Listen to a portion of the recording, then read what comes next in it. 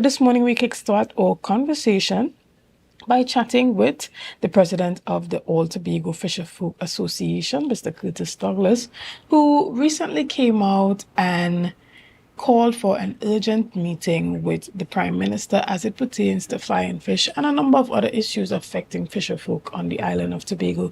Good morning, Mr. Douglas, and welcome. Good morning to the entire team and to Trinidad and Tobago. Special good morning to each and everyone. So you called for a meeting or an audience with the Prime Minister, one that you deem to be urgent. Tell us about some of the key issues that you believe that you need a direct conversation with the Prime Minister about, as opposed to having the Chief Secretary convey the sentiments faced by Tobago fishermen on your behalf. Basically, sometimes when you need things done properly, sometimes you gotta do it yourself. And being the president of all Tobago fisher folk, we are struggling for the last 20 odd years with the invasions of Venezuelans, Bajans, Indonesians in our waters. And what does that mean? That means quite clearly we have not enough protection, and they are even depleting our fish stock. And three, there was not even a fish stock assessment has been done. And while that is happening, while the world is turning, and they continue coming into our waters without permission or with permission, we don't know. So we as a people and as an organization that have the sovereign interest and the legal responsibility to represent the fisher folk on the island, we are now calling upon it to have a meeting with the Prime Minister so that we can be able to treat with this. Now, make no mistake, the former Prime Minister, the former government, we would have wrote to them asking to have some clarity with this, and nothing that was effective enough was done for the people. I don't know if it's because of Tobago. I can't make any excuses for anyone.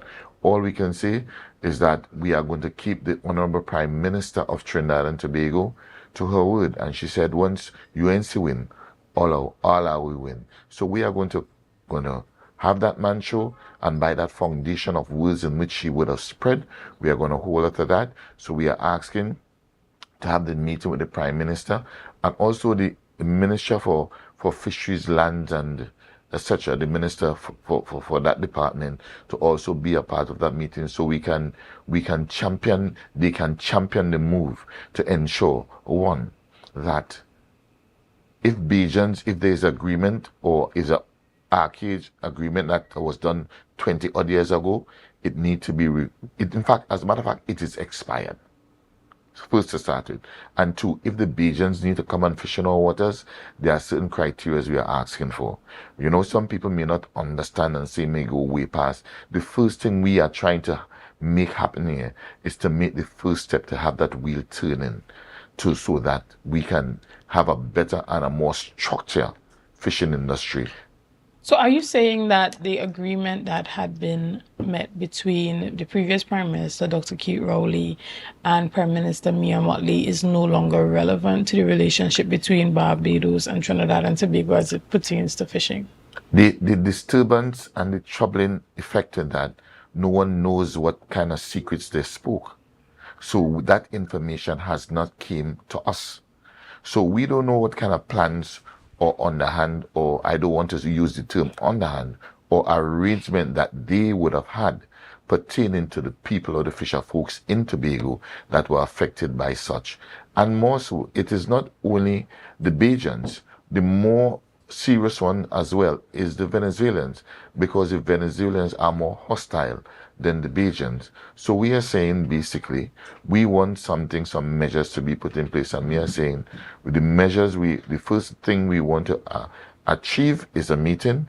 The second thing we want to accomplish is a baseline rate agreement whereby if the Bajans need to come in our waters, we use a baseline rate of $3,000, 3,000 US to fish in our waters, because we all know when one Bajan boat goes back to Barbados with their catch, they go with something of probably over 100,000 US. So we are saying it is fair. So we'll determine the time range and span whether it's 3 months, 6 months to a year, that is a discussion we would have. But that discussion must be championed by the all Tobago fisherfolk, by the government of Trinidad and Tobago, and also by some representative of the fisheries department in Barbados. Right. And so break that down a bit for us as it pertains to that proposal for that fee to be paid.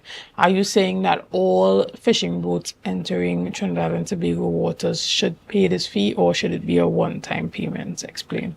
No, it's not a necessary one-time payment. The reason why we have allocated or came to that, because in Tobago, if you do not have a fishing permit, you will be ordered back to shore by the Coast Guard. So we ourselves have to have a fishing permit to catch our fish, and we are the citizens, we are the owners of this island. And if we have to have a permit, that means there are rules. And once there are rules implemented, there must be police and they must be enforced. So we are saying if we have to have a fishing permit, they must also have a fishing permit. You can't come in and go as you please, and the people, the owners of the country, have to have a permit and follow the rules. The rules are there for everyone. So we are saying if we have to get our fishing permit, they must have a fishing permit. And in anything, you must also put a tariff or a price to it. And we are saying for now a baseline that it could be 10,000, US, but I'm saying for a baseline rate to start, we are requesting a 3,000 US, and that will also help to monitor into collecting the data, because what that will do, we will now be able to use some of that money to police, meaning to investigate, to ensure that they use the right type of nets, the right type of lights, and how much tons of fish they are being allowed to take from our waters. And also with that, we will now be able to collect what we don't have with them coming in and out of our waters. It's called data. So once we collect that data and we run a MOU, right?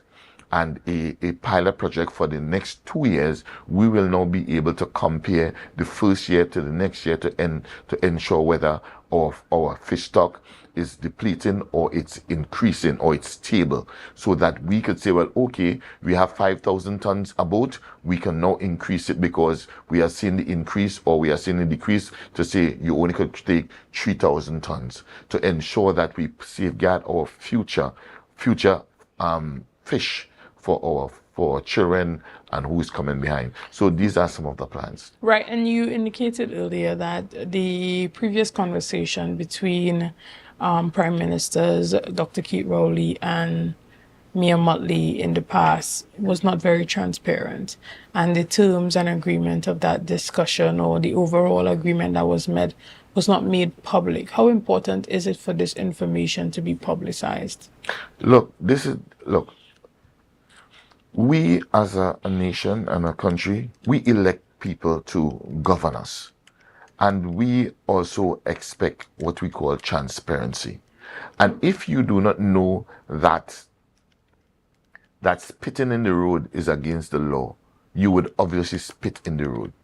But when the public is aware that spitting in the road is against the law and they spit in the road, that is more than enough reason to charge you or as such. But if you don't know, if before that the former Prime Minister is talking secrets in the next Prime Minister ears, I don't know.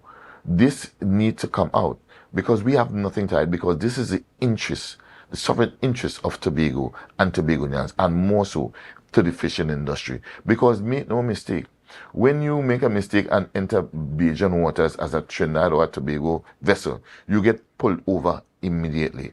What is wrong with us? So everybody that's walking in and out and do as they please.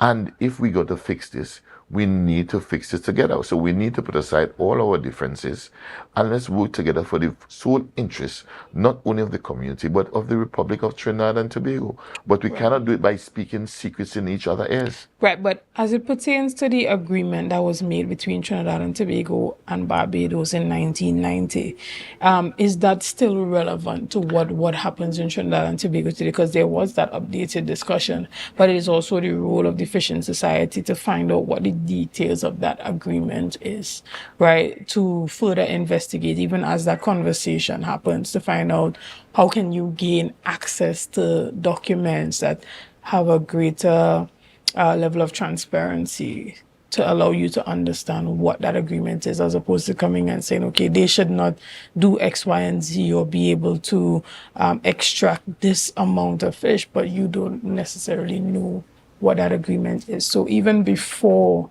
coming out publicly and saying that they should not be able to do this, you have to know what that agreement allows them to do.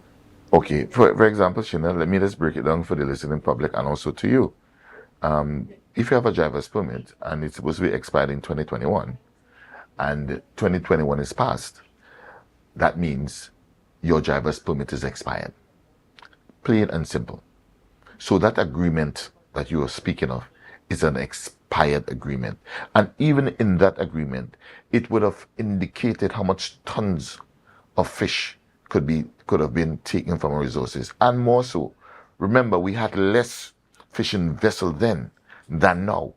So quite clearly, the harvesting of the fish has increased a lot. So it's not about only about not knowing. We know what that speaks to, but what we don't have The updated agreement. there is no updated, because the updated was spoken in the ears of each other, and we are trying to find out. That's hence the reason why the president and the all Tobago fisher folk and the fishing industry are calling upon the prime minister or the minister of fisheries and agriculture and lands to ensure that we have that meeting, so that we can now have the opportunity to iron out any problems or any crinkles or any cracks we can fill it, to ensure that this multi-billion-dollar industry, which is the fishing industry, which is the food, play a major role in the food security for Tobago and Trinidad, we can be able to control,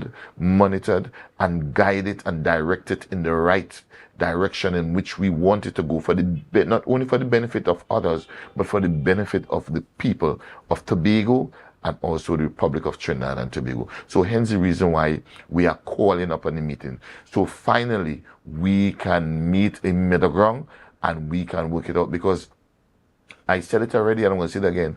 We are not in war with the Bajans. We are not in war with the Venezuelans. We are not in war with Indonesians. We are just trying to protect our interests and to be able to manage our resources and manage it properly.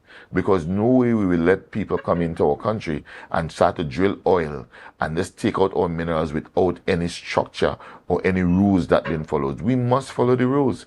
And that is what we are asking for. We are asking for, is time enough? This rubbish, this nonsense should be over, and it can be over by sitting down and have the relevant people to champion the way forward in a simple discussion and fix this. We can do it, but we must be able to do it with the people with expertise, which is the all Tobago fisher folk and the ministers. Simple. Totally understood. Now we're going to take a quick break right here, and we're going to return with much more conversation right after this. See you soon.